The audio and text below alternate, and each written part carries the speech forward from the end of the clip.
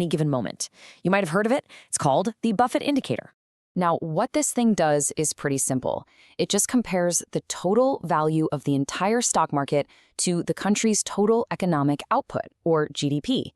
And right now, it is flashing bright red.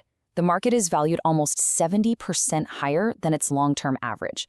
And historically, whenever it gets to that level, it hasn't stayed there for long without some kind of major pullback. So if the whole market seems overpriced, how on earth are you supposed to invest? Well, this leads us to Buffett's third rule, which might just be his most important one of all. You must demand a margin of safety. He explains this with a perfect little analogy. Imagine you're driving a big truck. You come to a bridge with a sign that says capacity 10,000 pounds. Now, if your truck weighs 9,800 pounds, are you going to drive over it? No way.